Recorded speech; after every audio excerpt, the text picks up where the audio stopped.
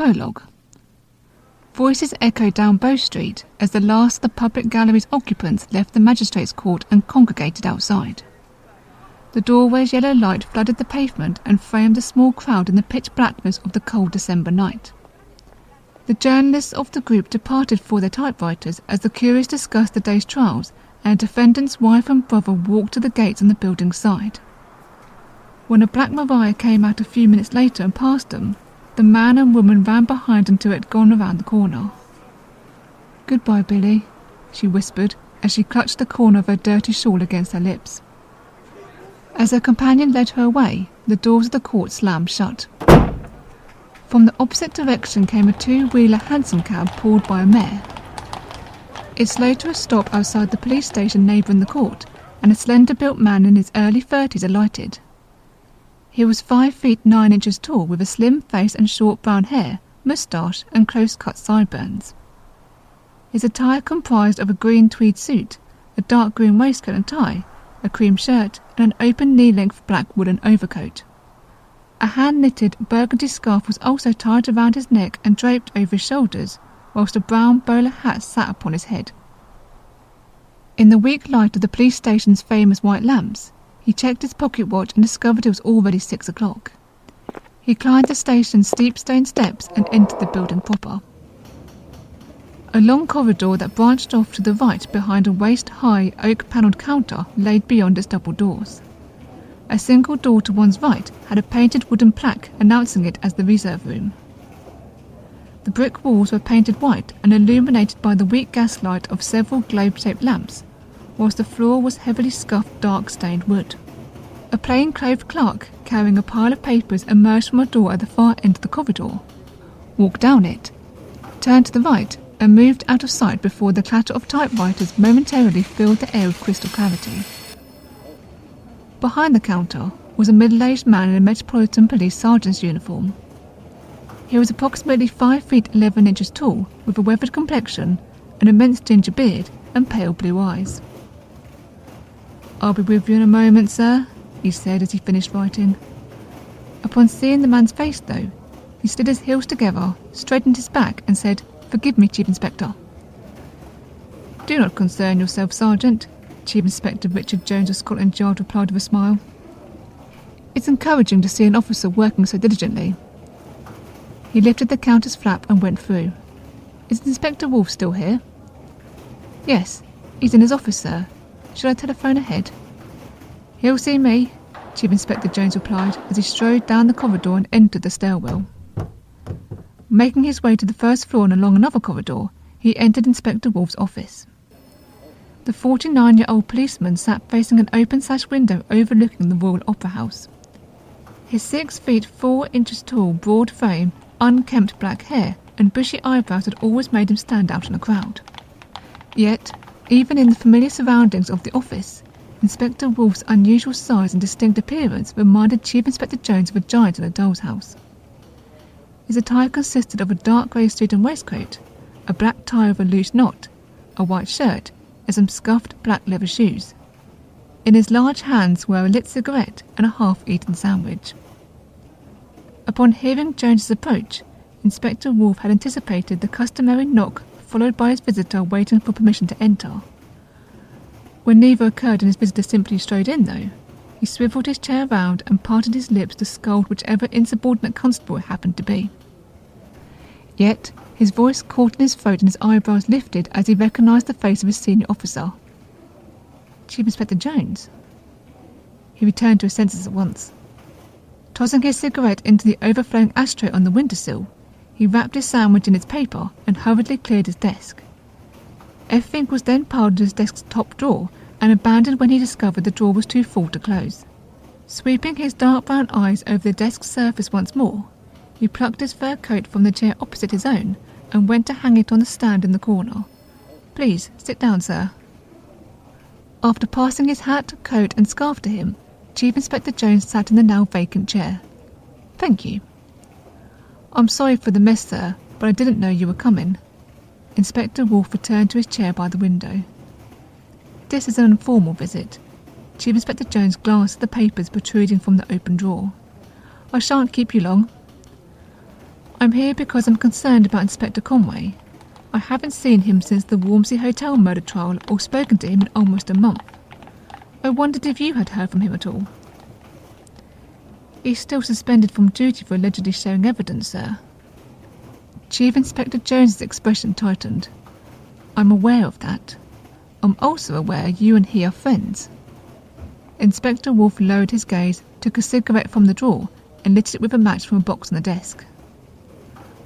I'm not here on behalf of A Division, Caleb, but on behalf of myself. John Conway and I have known one another for many years, Chief Inspector Jones continued in a low voice. Inspector Wolf shook out the match and discarded it into the ashtray. Leaning back in his chair, he rested his elbow upon the chair's arm and leant toward the window. Lowering his gaze as he took several short pulls from his cigarette, he turned his head to exhale the smoke outside.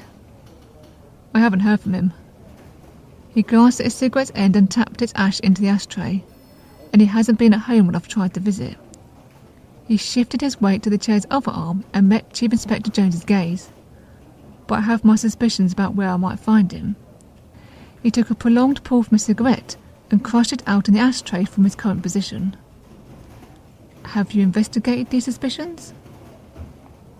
Inspector Wolf leant forward and, resting his crossed forearms upon his desk, lowered his gaze. No, I don't know if you'd want to talk to another copper. But you're still friends, aren't you? Yeah, and I know he's innocent, but I'm still a copper.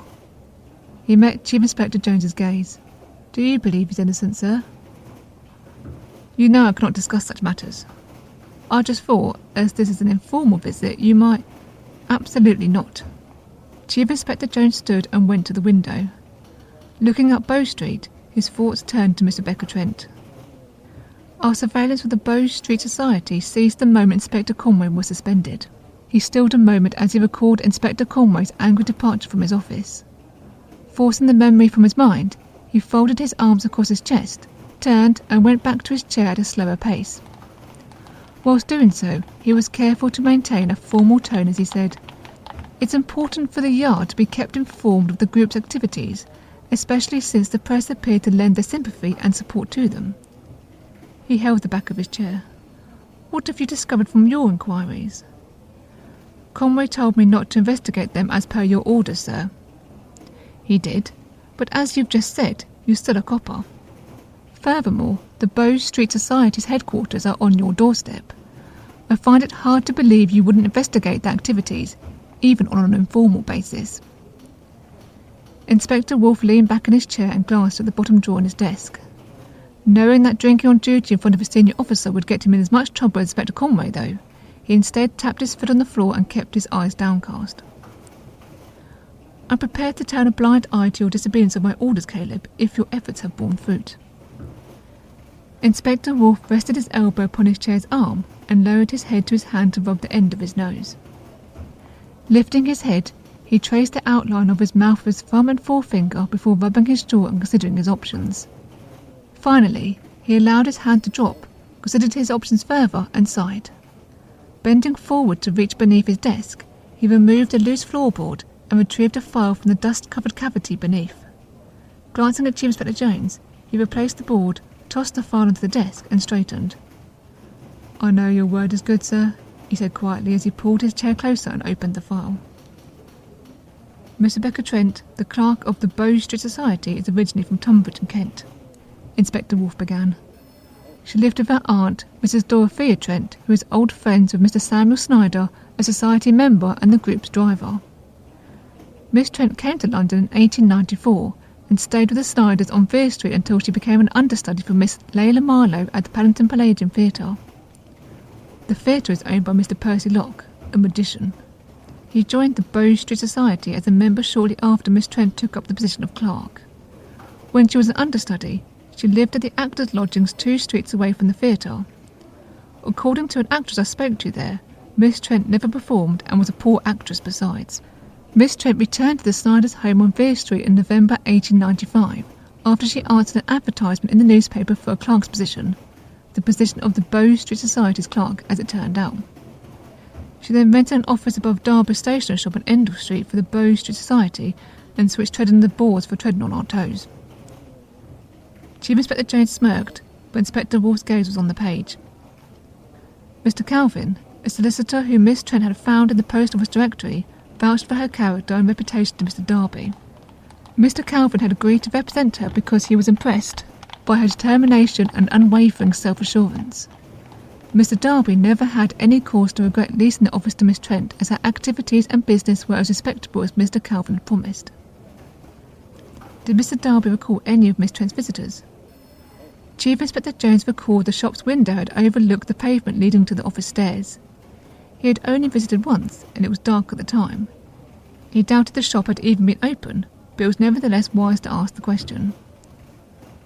Miss Trent's aunt had come into his shop to ask where the office was. She also told him she was visiting London.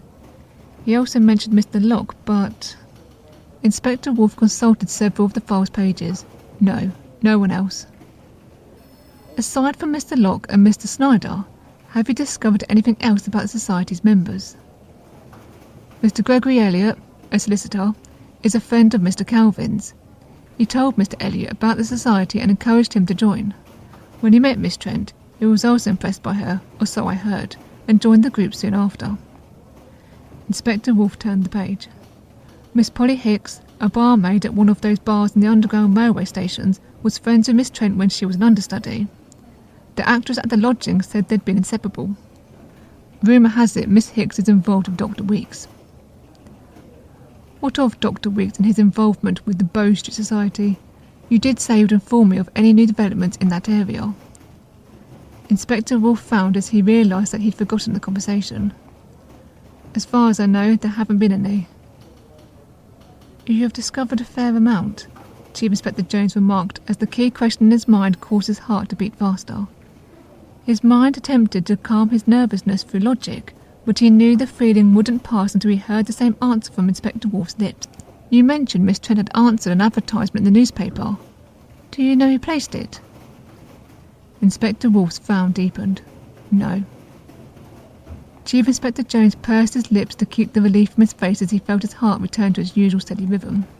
After a moment, he inquired, Do you know which newspaper it was? Inspector Wolf shook his head. I tried talking to the aunt, but she pointed a revolver at me and refused to let me in. Chief Inspector Jones took the opportunity of the amusing story to permit himself a smile. How unfortunate. Inspector Wolf narrowed his eyes. I don't think Miss Trent's employer was in Tunbridge, though. I think he's probably a middle-class gentleman and philanthropist living here in London. Chief Inspector Jones unfolded his arms and settled into his chair. It is certainly possible. Taking a match from the box, he lit his pipe and enjoyed several puffs from it. Have you discovered anything further? No. Inspector Wolf closed the file. Well, if you do uncover anything new, be sure to inform me of it immediately. The same applies to the matter of Dr. Weeks. Yes, sir. I'll let you know if I hear from Inspector Conway too. Thank you. Chief Inspector Jones gave an appreciative smile.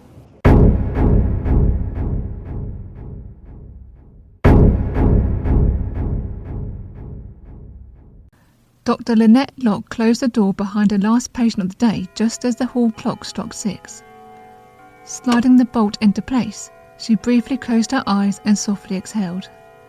Her medical practice occupied the left half of her home's ground floor, with an office-cum-examination room at the front and a patient waiting room at the rear. The latter's furniture was covered, its curtains drawn, and its door locked on account of a temporary reduction in appointments, however. Considered middle-aged by some at 30 years old, Dr. Locke was unusually tall at 6 feet. Her fair complexion was marred by puffiness beneath her dark blue-green eyes, whilst the sculpted mass of dark blonde wavy hair atop her crown was made unkempt by a few wayward strands. The natural curve of her slender waist was accentuated by the corset beneath her long-sleeved, high-necked bustle dress. Mostly dark purple in colour, the dress had a black panel in the shape of an inverted triangle adorning its top half. 2 columns of faux black buttons lined the panel centre to lead one's eye to a matching leather belt. She returned to her office and ran her fingertips over the brass frontage of her medicine cabinet's lock. Unable to feel any scratches caused by a pick, she allowed the tension in her shoulders to ease as she opened the cabinet using her key. She retrieved a small, flat bottle of green glass from the back and held it against the light of the wall-mounted gas lamp. A shallow nick had been cut into the bottle's left-hand corner, where its smooth front met its ridged side.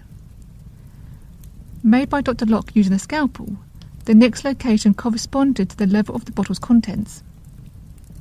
Satisfied the two still matched, she returned the bottle and locked the cabinet. Next, she completed her usual routine of filing her patient's record, covering her typewriter, and extinguishing both the lamps and fire before leaving the room and locking the door. Moving to the hall mirror, she grimaced upon seeing her reflection.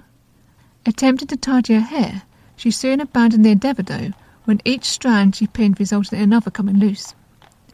She tucked them in as best she could and smoothed down her dress. Taking a deep, steady breath, she went upstairs to her husband's study on the first floor. Having had its lock and knob removed several weeks prior, its door was perpetually ajar. Opening it wide as she strode inside, Dr. Locke stopped, turned upon a heel, and emerged a moment later. Peering over the banisters and scanning the landing, she called, "Claude!" The bathroom door opened, and a 6'7" man with chestnut brown hair, deep-set hazel eyes, and a bulbous nose emerged. In his mid-20s, he had a lean yet muscular build. He wore a white shirt with its sleeves rolled up to his elbows, black trousers and waistcoat, and a black tie. Drying his hands in a towel, he walked toward her, the keys in his belt jangling as he did so. "Yes, Doctor?" "Where is Mr. Locke?" "He's in his study, isn't he?" "No."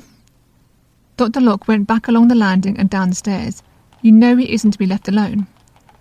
Claude hurried into the study and found it to be empty. "But I was only gone for a couple of minutes." "That is all it takes," Dr. Locke muttered. Stopping halfway down the stairs, she called, "Search the bedroom and upper floors. I'll search downstairs." As she continued downward, her butler appeared in the hallway. "Lyons, please make preparations to telephone the police." "That shan't be necessary, ma'am. The master is in the guest parlour." Dr. Locke rolled her eyes and called, "Claude!" Hearing no response, she joined her butler. "Please, find Claude and inform him we have found Mr. Locke." "Yes, ma'am." Lyons gave a curt nod and climbed the stairs.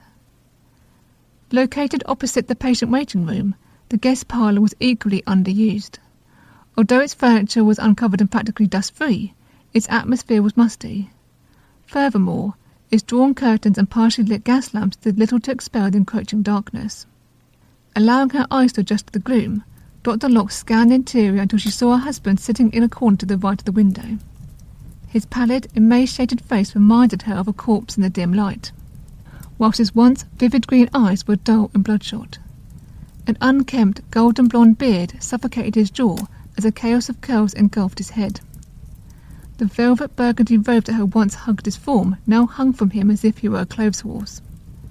Underneath, an old off-white nightshirt and black trousers hid the skeletal appearance of his body, the only signs of which were his bony ankles at the top of sun-bleached burgundy slippers and his skinny fingers wrapped around a large glass of red wine. The half-empty bottle stood on the floor beside him. Dr. Locke's mouth formed a hard line the moment she saw it. Crossing the room, she folded her arms and cried in a cool tone, "I don't think that is wise, do you?" Mr. Percy Locke swilled the wine within the glass and took a sip. Dr. Locke put her hands upon her hips. "You should have told Claude where you were going." "I do not like him," Mr. Locke muttered, swilling the wine some more. "You're not expected to." Mr. Locke stared at the swilling wine. Standing beside him, Dr. Locke placed her hand upon his shoulder and began in a soothing voice. "I know the arrangement isn't pleasant for you, but Claude is your attendant and—" "He is my jailer," Mr. Locke interrupted. As he lifted the glass to his lips, Dr. Locke covered it with her hand. "Don't," she warned, and took the glass from him. Setting it down on the windowsill, she put herself between it and him. "Claude is your attendant, and as such it is his job to care for you when I'm tending to my other patients, which is 2 days a week. Thus, begging the question, why does he reside in my home?" He turned cold eyes upon her. "Are you and he romantically involved?" Dr. Locke swept the glass off the windowsill, causing it to smash upon the floor. Her face also flushed as she glared at him. "How dare you? Claude's residency here is necessary because of your behaviour, or have you already forgotten what happened?" Mr. Locke grimaced and lowered his head. "No, I have not." I could never forget that.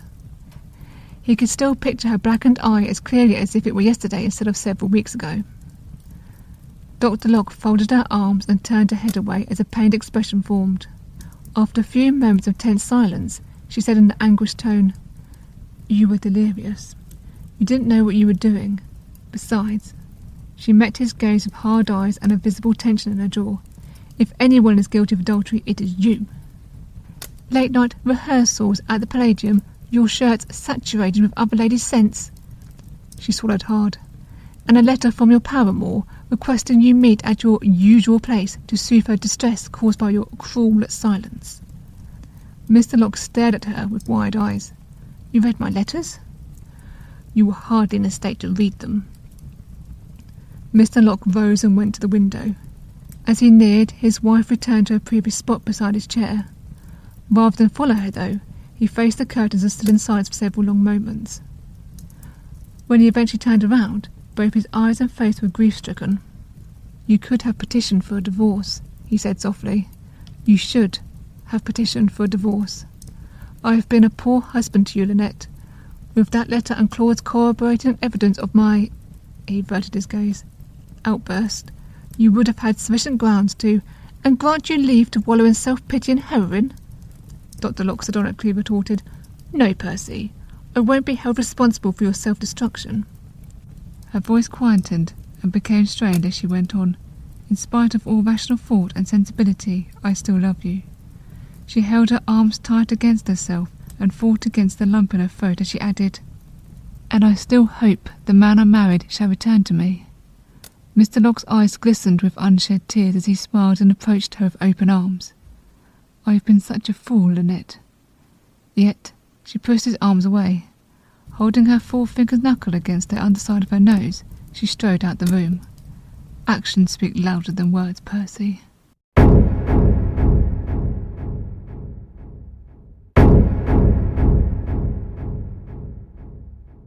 Chapter 1. Mr. Joseph Maxwell pondered his journey from the public reading room to his house on Duncan Terrace in the borough of Islington. The evening before, he had walked to Charing Cross, where he had boarded the dark green omnibus to Angel, Islington. Once there, he had hailed a hansom cab. Despite the journey's apparent length, though, he had been obliged to endure several hours of awkward silence punctuated by inane conversation with his wife Poppy after supper. The mere thought of doing the same tonight caused him to furrow his brow and purse his lips. He considered the longer route of walking to Fleet Street, boarding the omnibus to King's Cross Station, taking the tram to Angel via Pentonville Road, and finally hailing a hansom cab. Concluding it to be the superior option, he smiled and turned the page in his book. Sitting in a quiet corner, the 21-year-old was unaware of the uncanny appearance the bright gaslight had given him. His naturally pale complexion had become ashen, whilst his protruding brow and high cheekbones cast shadows over his dark green eyes and freckle-covered sunken cheeks. The dark auburn of his eyebrows and distinctive red hair only served to exaggerate the illusion further. Fortunately, his attire was spared the same fate. It consisted of black trousers and knee-length frock coat, dark grey waistcoat, white shirt, and a dark green silk cravat whose small bow was tied over his Adam's apple. Staring at the page, his thoughts drifted to his wedding and what could have been. Namely, his objection to the union, followed by him and Miss Georgina Dexter fleeing the church. Other scenarios included switching Poppy from Miss Dexter after his objection and marrying her instead. He doubted Miss Dexter would have agreed to such a thing, though, even if she had attended the ceremony. If she had, I may not have married Poppy, he thought. At once, he recalled a distraught Miss Dexter running down the stairs. If I hadn't ended our engagement, she would be my wife now. His mind conjured up an image of him sitting beside Miss Dexter's chair with his head in her lap as she read to him. The knowledge it would never be anything more than an imagining caused a weight to form in the pit of his stomach. Poor plain Poppy was his wife. All she'd ever wanted was a home of her own, somewhere she could feel safe. He recalled what she said to him during their carriage ride after the ceremony. I know I don't have your love, Joseph, but what I do have is still precious to me. I promise I will repay your kindness and generosity by being a humble and honest wife and a loving mother to our children." His stomach tightened at the thought of little poppies running around his feet.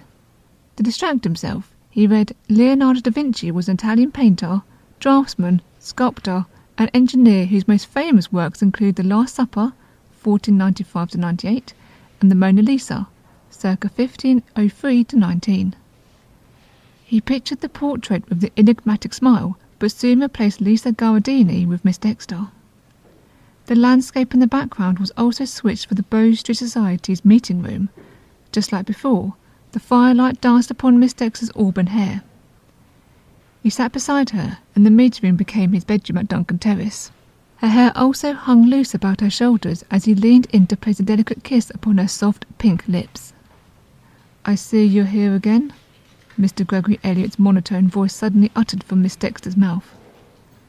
Dismissing the daydream with several blinks, Mr. Maxwell looked across the table and saw his fellow Bow Street Society member standing there. To his surprise, Mr. Elliott's soft cheekbones, naturally red lips, and loosely combed, short, dark brown wavy hair struck him as highly feminine. Uncertain whether this interpretation was caused by his thoughts about Poppy, the Mona Lisa, or Miss Dexter, he felt his cheeks warm and his mouth became dry. He averted his gaze to the silver pin attached to Mr. Elliott's midnight blue cravat. It matched the pocket watch chain that hung across his plain black waistcoat.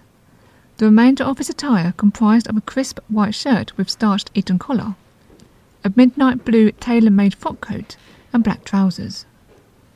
Several books were tucked under his arm whilst his other hand held a black leather briefcase. At 6 feet, he was 5 inches taller than Mr. Maxwell. He was also 7 years older.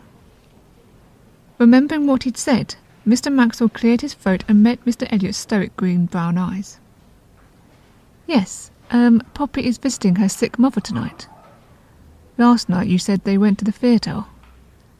A prickly heat swept through Mr. Maxwell as he felt the hairs on the back of his neck stand on end. "Oh, yes, they did." He placed his fingers upon his book and pretended to read it. "Her mother fell ill this morning. The doctor thought it was something she ate." "You're a terrible liar." Mr. Elliott put his fingers upon the table and sat, glancing at the title of Mr. Maxwell's book as he did so. "You're also a terrible husband for thinking about Miss Dexter here when your wife is waiting for you at home." Mr. Maxwell's jaw dropped. "How did you—" "I've witnessed you reading the book previously. At the time, you cited a desire to discuss its contents with Miss Dexter as the reason for your choice. Thus, unless your wife is also interested in art, you're reading it now because Miss Dexter continues to dominate your thoughts." Mr. Maxwell shifted his weight and mumbled, "There was nothing wrong with thinking about a friend." "She is more than a friend to you." Mr. Elliott's usual monotone then took on a hint of irritation as he continued, "Nevertheless, you're responsible for your wife of 1 month regardless of any regret you may have over the union." "I never said I regretted it." "You didn't have to. Your behaviour speaks for itself." Seeing Mr. Maxwell's confused expression, Mr. Elliott elaborated, "I've seen you here for 4 consecutive evenings. Each time, you have supplied an untenable excuse. It's blatant you're avoiding your wife and home.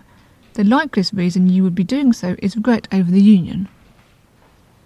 "I should have known I couldn't fool you," Mr. Maxwell mumbled as he closed the book and rested his clasped hands upon it. Rubbing his thumbs together, he went on in a subdued voice, "Marrying Poppy was a mistake. Miss Dexter is the one I love." He sighed and held his head in his hands. "It's such a mess." "It is." Mr. Maxwell ran his hands through his hair and lifted his head to meet Mr. Elliott's gaze. "What should I do? I don't want to hurt Poppy, but I don't want to be married to her either. I thought I could, divorce her, perhaps?" "Divorce isn't an option." Mr. Maxwell's face fell. "Why?" "There are strict criteria which have to be met for a divorce to be granted, as outlined in the Matrimonial Causes Act of 1857. Namely, either you must prove your wife's adultery, or she must prove your adultery in addition to either deserting her, treating her with cruelty, or committing incest or bigamy. I doubt any apply." "Oh, no, They don't. Mr. Maxwell frowned. Could I get them married and annulled somehow? No. Well, why not? An annulment wouldn't permit you to remarry unless your wife died. Mr. Maxwell searched Mr. Elliott's stoic expression for any hint of reassurance, but found none. All at once, his stomach churned, his throat constricted, and a weight formed in his chest. Isn't there anything I can do? No.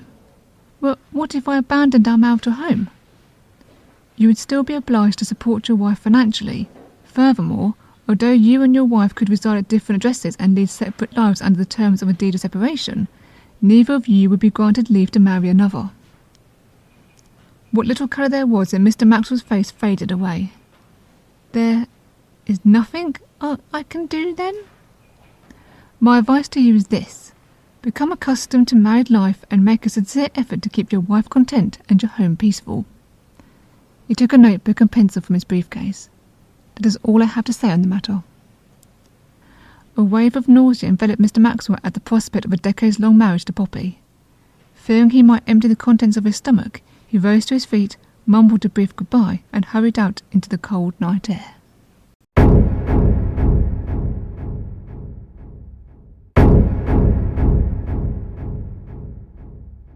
It was a cold morning in March 1866 when Constable Finch began his patrol on the outskirts of Stepney. Horse-drawn carts disappeared and reappeared like spectres in the thick fog as a ship's horn reverberated like a giant's groan from the distant River Thames. The borough, nestled between Mile End Road and Commercial Road, was almost as old as London itself, having appeared in the Domesday Book as Stevenade. There had been many a time when Constable Finch had been regaled by stories of the area's heyday by the few seamen and retired naval officers who still called it home. Unfortunately, the green pastures had been swallowed up by the capital's industrialised urban sprawl, and its Covent residents were the worthy poor and those with little regard for the law. Walking his beat, Constable Finch observed ragged children playing in the filthy streets.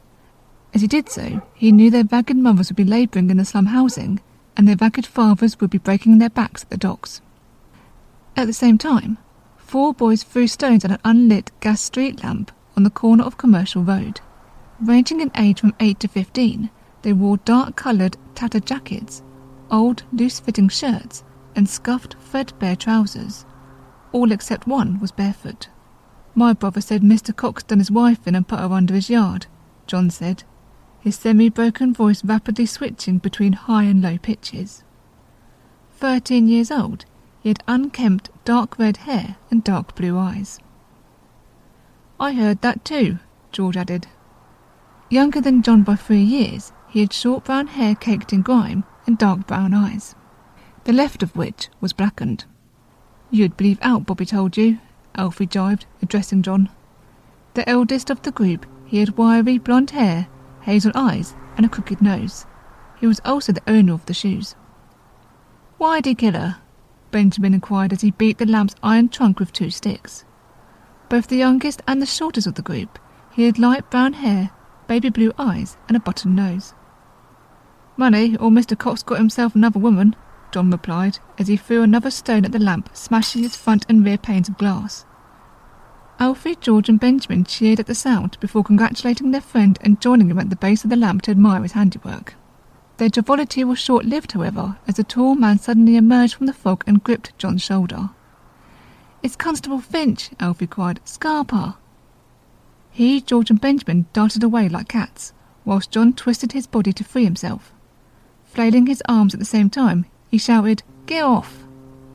Another hand duly gripped his other shoulder and, with its counterpart, spun him around, drove him backward, and held him firmly against the lamppost. "John Reginald Conway, I should have known it was you," Constable Finch's baritone voice remarked. "I've done now." Constable Finch lifted John's chin and held it there. Obliged to look up at him, John saw he wore a high-necked dark blue tunic. A line of 8 shiny buttons ran down its centre, as the K and numbers of Stepney Division adorned its collar. Out of the corner of his eye, John could make out the dark blue of his trousers and polished shine of his black leather boots. Upon his head was a coxcomb helmet with the Metropolitan Police crest on its front. Finally, a truncheon, housed within a spring-loaded carrying case hung from his snake-clasped belt. In his early 40s, he had thick, mousy brown whiskers framing his withered face and hardened hazel eyes. "Did you break the lamp?" "No." Releasing his chin, Constable Finch wagged his finger at him. "Don't lie to me, lad." He gripped his shoulder once more. "I could have you down the station for that." John bowed his head and stared at their feet. "Now," Constable Finch went on, "just because your friends told you to do something, don't mean you have to do it. This isn't the first time our paths have crossed. You've come close to being took before the beak, but you've not made it that far yet. As soon as you do, you'll be breaking rocks or hanging from a rope." John looked up with a sharp gasp. "But it don't have to be like that, lad," Constable Finch continued in a gentler tone. "Not if you mend your ways now. You could even become a respected member of the community, like me." The noise from the crowd rang in John Conway's ears as he fell back against the side of the makeshift ring. Constructed from empty beer barrels, overturned tables and frayed rope, the ring was housed within the low-ceilinged cellar of the Key and Lion public house. The small space was filled with men sitting atop the barrels and leaning over the tables. The former kicked out with their feet, and the latter pushed with their hands whenever John or his opponent came too close. The rest of the crowd was squeezed into the remaining floor space and the narrow wooden steps leading to the bar upstairs. All were shouting, punching the air and shoving their neighbour aside. Tobacco smoke saturated the air and stung the eyes as the spectators' combined body heat made the damp cellar humid. A scattering of kerosene lamps hung from hooks in the rafters, their light doing little to expel the darkness of the cold December night. Blood, sweat and dirt covered Conway's bruised and battered body, causing his dark red chest hair to cling to his skin. His knuckles were in a similar state, although not all the blood was his. In addition to this, his left eye was swollen shut, and his unkempt dark red beard was so soaked with blood and sweat it glistened in the weak lamplight. At 44 years old, he was older than his opponent by 3 years. Standing up straight as the crowd shoved him away from the side of the ring, he spat some blood onto the stone floor and returned to the scratch of the ring's centre. Straight away, his opponent drove a fist into his ribs. Feeling a crunch as the air was forced from his lung, followed by an explosion of pain, Conway took a few steps back to regain his breath and footing. Unsurprisingly, his opponent followed. Yet the moment he drew near, Conway drove his shoulder into his stomach and sent him off balance. Wrapping his arms around his waist as he felt him topple backward, Conway drove him into a barrel. Feeling the reverberation of his opponent's body making impact, coupled with the sound of a sharp grunt, Conway moved away into the side as his opponent swung at him. Keen to prevent any opportunity for him to regroup, Conway drove a fist into his stomach, followed swiftly by a punch to the jaw. He watched as his opponent stumbled sideways, only to be thrust back into the ring by the crowd. Again, Conway waited until he was within arm's reach before driving his right fist into his side and his left into his temple. His opponent's head was thrown violently to the side upon impact, causing blood, saliva and a couple of teeth to burst forth from his mouth. Stumbling to the side and forward a few steps, his opponent then collapsed unconscious. The crowd at once erupted into a cacophony of jeers, curses and applause. Using his foot to roll his opponent onto his back, Conway watched for movement in his chest. Satisfied he was still breathing, he turned away as the dregs of several pints were poured onto the prone form. A short man with slicked back grey hair then entered the ring and, meeting Conway at the scratch, declared, "I give you your winner, John the Bulldog Conway." The onslaught of noise intensified, but Conway simply accepted his winnings, plucked his shirt from the ground and left the ring. Rumours about the Bulldog's return to the ring had been circulating for weeks, but Inspector Wolfe hadn't given them much credence. Consequently, this was the first fight he'd seen. As Conway passed, Inspector Wolfe said from the crowd, "You fought well." Conway stopped dead in his tracks and, looking sharply in Wolfe's direction, narrowed his eyes the moment he saw him. His shoulders and jaw then visibly tensed as he turned his face away and attempted to leave. Inspector Wolfe stepped into his path though. "I'll hail you a cab." Conway's posture instantly stiffened and his shoulders squared. The muscles in his arms also became rigid and defined as his hands formed tight fists at his sides. Through cut, sneering lips he growled, "Get out of my way." "Not until we've talked," Inspector Wolf ran his gaze over his thin form. Conway glared at him with penetrating resentment. "I've got nought to say to you." Inspector Wolf stood his ground. "A month," Conway snarled with flaring nostrils and increasingly red face. "That's what you've had. A month. But there was nought. Nought from you, nought from Jones, nought from anyone." "We could have talked of you at home more, and the Chief Inspector is just as worried about you as I am." "You've talked to him?" "Earlier tonight. He wanted to know if I'd heard from you." Conway lowered his gaze and, remembering his last conversation with his senior officer, dug his fingernails into his palms. His arms also became more rigid as, through gritted teeth, he snarled, "Get out of my way, Caleb." Taken aback by his reaction, Inspector Wolf decided caution was the better part of valour on this occasion. He stepped aside and watched as he climbed the stairs to the bar. Dropping his gaze with a soft sigh, he narrowed his eyes upon catching sight of Miss Rebecca Trent and Mrs. Samuel Snyder in the crowd. When Miss Trent's eyes met Wolf's, she placed her hand upon Mr. Snyder's arm and guided him out of sight. "Bloody meddlers," Inspector Wolf muttered, heading for the stairs.